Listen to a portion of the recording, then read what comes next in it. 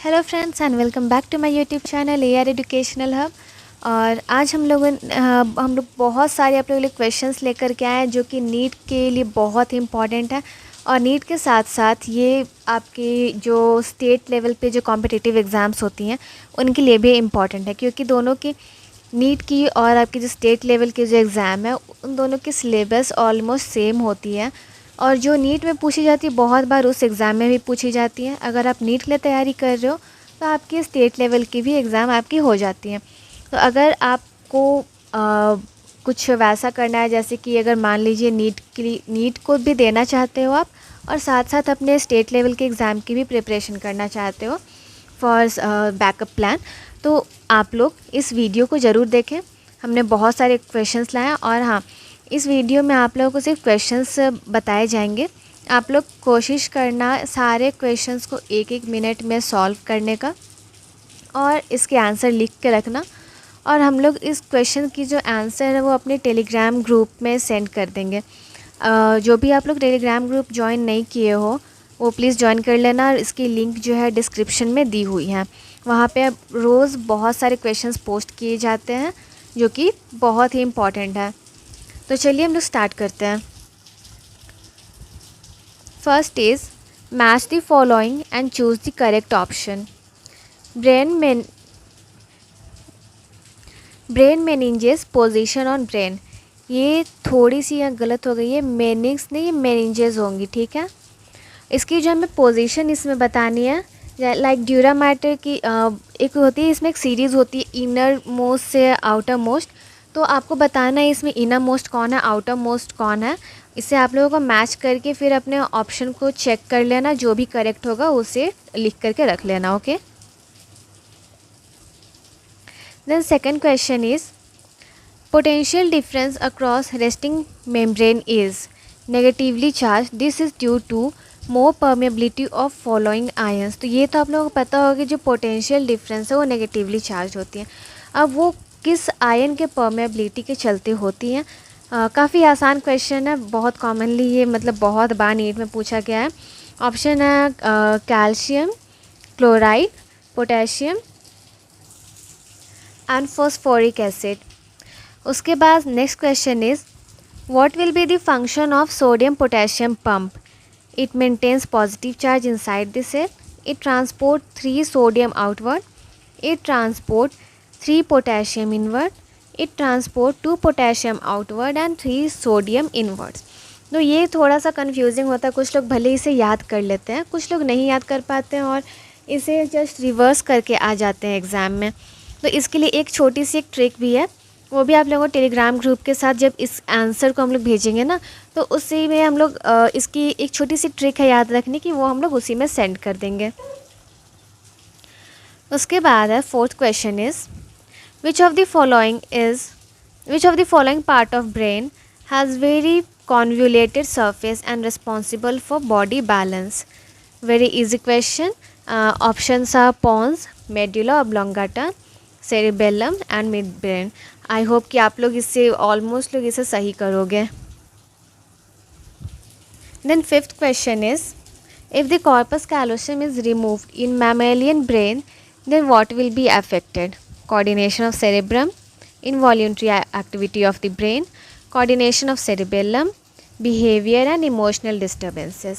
तो हो सकता है कि आप लोग को ब्रेन के सारे फंक्शंस याद रखने में दिक्कत होते होंगे, लेकिन कॉर्पस कैलोसम इसकी ये जो है ये इस पे बहुत सारे क्वेश्चंस पूछे जाते हैं। तो आप लोग इसके एक एक फंक्शन को आप लोग अच्छे से याद कर लेना, ठीक है। और ट्राई करना इस क्वेश्चन को बिना देखे पहले सॉल्व करने, खुद से मेमोराइज़ करने की ट्राई करना। Then next question is regulation of sexual behavior is joint activity of hypothalamus and cerebral cortex, thalamus and pons, thalamus and hypothalamus, thalamus and limbic system। ये clearly NCERT की line है, काफ़ी clearly ये लिखी हुई है NCERT में, अगर आपने ध्यान दिया होगा तो। The next question is the hindbrain consists of pons plus cerebellum, hypothalamus plus cerebellum, medulla oblongata plus cerebellum, medulla oblongata plus cerebellum plus Pond's.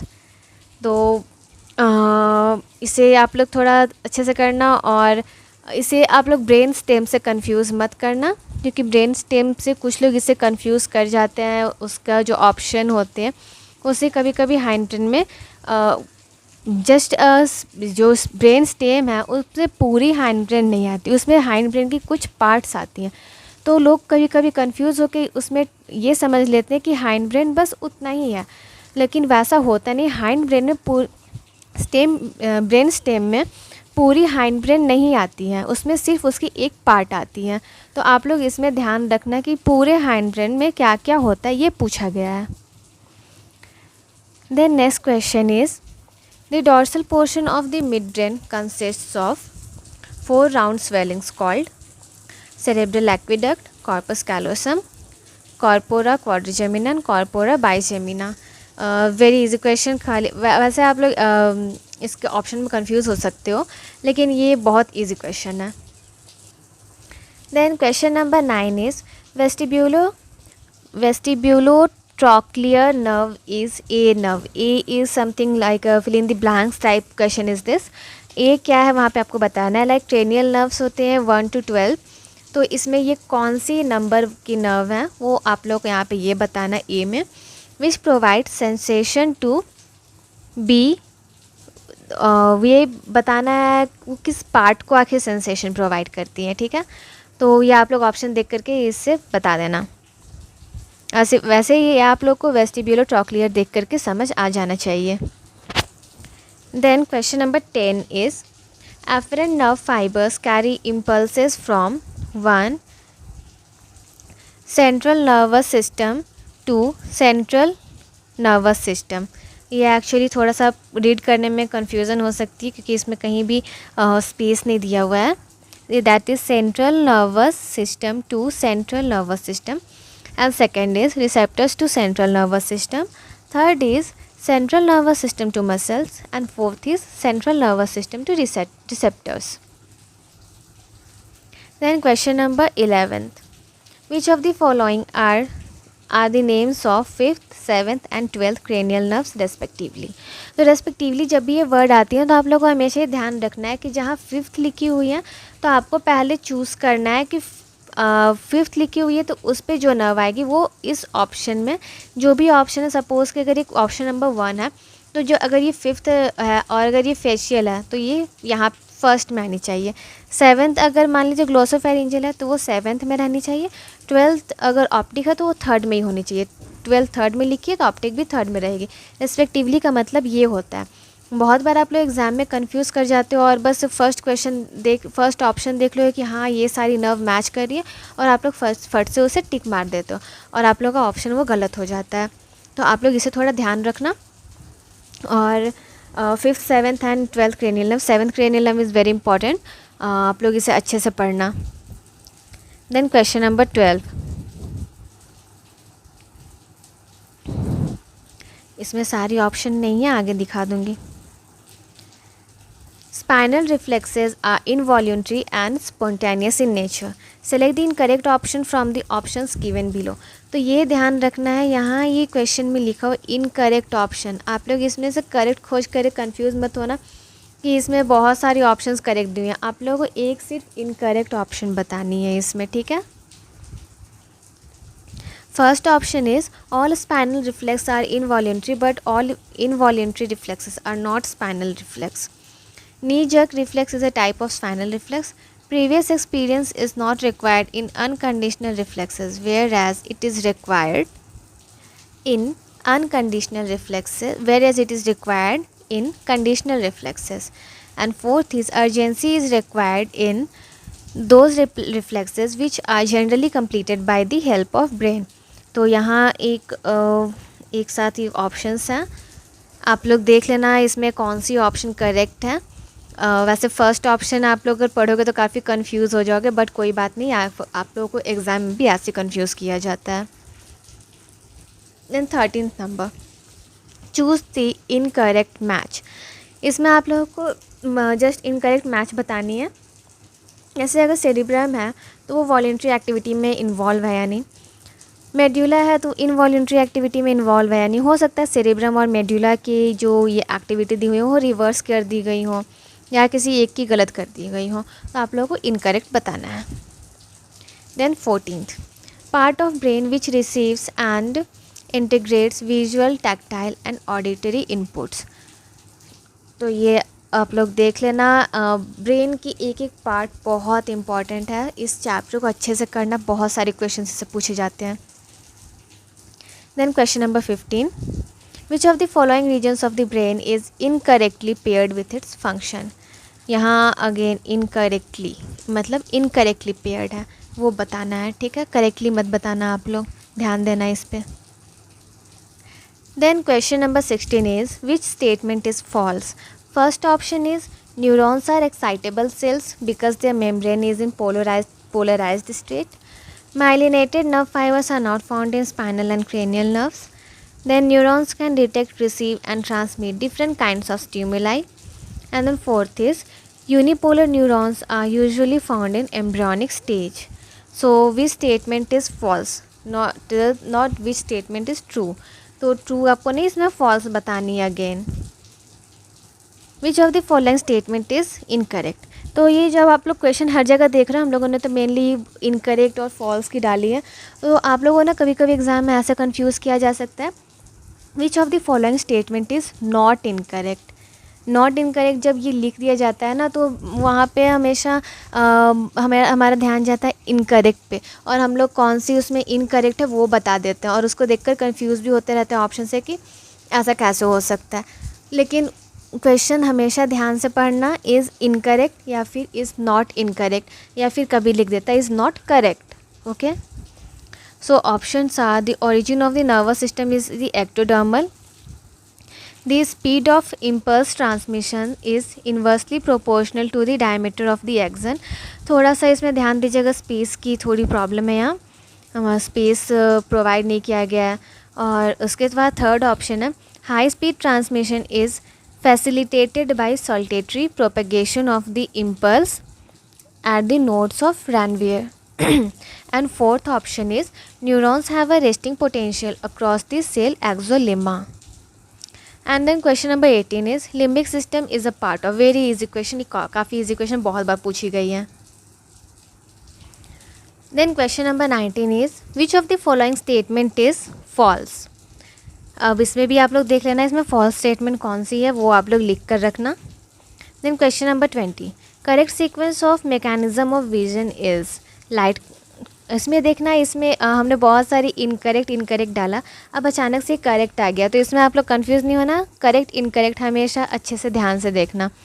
Light cause dissociation of retinal from obscene.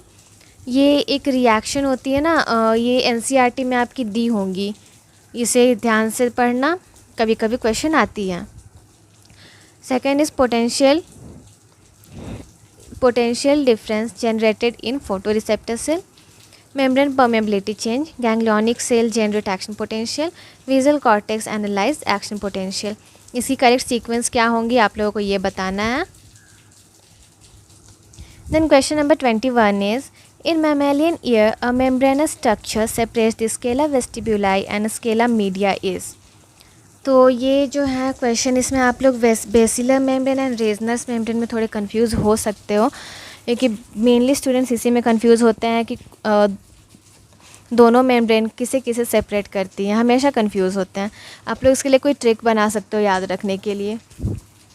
उसके बाद 22nd question is, which of the following structure is not related to balancing. Okay, so which of the following structure is not related to balancing. इसमें एक ही option है, वो आप लोग को पता चल रहा होगा कौन सा है, क्योंकि बाकी सारी ऑप्शन काफ़ी ईजी है.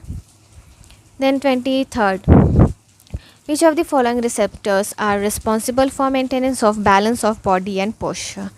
ओके, ये यहाँ भी थोड़ा स्पेस नहीं दिया गया, ये maintenance of balance of body and posture. Okay, and then question number 24 is, in mammalian eye the fovea is the centre of the visual field where more rods than cones are found. Fovea, ध्यान रखिएगा, fovea के बारे में बोला गया. इसके opposite एक और वर्ड होती है, वो एनसीईआरटी में दी हुई है, तो आप लोग जब फोविया के बारे में पढ़ोगे तो उसके बारे में भी पढ़ लेना, क्योंकि अगर मैं उसके नाम अभी डायरेक्टली बोल दूँ तो आप लोगों को ऑप्शन अभी पता चल जाएंगी. ठीक है, इसलिए मैं बोल रही हूँ, बस बता दे रही हूँ कि इसके जस्ट ऑपोजिट एक और वर्ड होती है, उसके बारे में पढ़ लेना, उसके बारे में फ्रिक्वेंटली क्वेश्चन पूछे जाते हैं.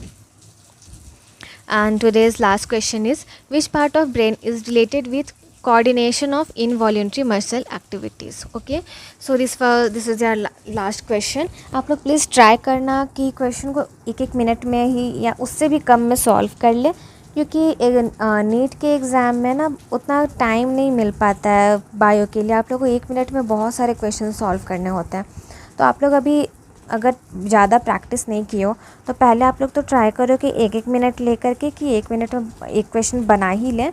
और अब बुक तो बिल्कुल भी खोल कर मत रखना, कोशिश करना पहले कि खुद से ही सारा क्वेश्चन बनाएं, क्योंकि उससे आप लोग का ही रिवीजन होगा। जितना आप लोग मेमोराइज़ करने की कोशिश करोगे ना, उतना आप लोग को और याद रहेगा कि अगले बार टेस्ट में भी कि हाँ हमने ये क्वेश्चन बनाया था, इसे टिक किया था, तो आप लोग को उससे याद रहेगा। और इसकी जो आंसर की है वो रात में या फिर कल टेलीग्राम ग्रुप में आ जाएंगी। सो प्लीज़ आप लोग टेलीग्राम ग्रुप ज्वाइन कर लेना, अदरवाइज़ आप लोग ज्वाइन नहीं करोगे, खुद में आंसर बना लोगे और आंसर आपने सही बनाया या गलत आपको पता नहीं रहेगा, तो ऐसा कुछ फ़ायदा नहीं है बनाने का। टेलीग्राम अगर नहीं है तो इंस्टॉल कर लो आप लोग, और डिस्क्रिप्शन में लिंक है, वहाँ से जा कर के प्लीज़ हमारे टेलीग्राम ग्रुप को ज्वाइन कर लेना। Okay, bye.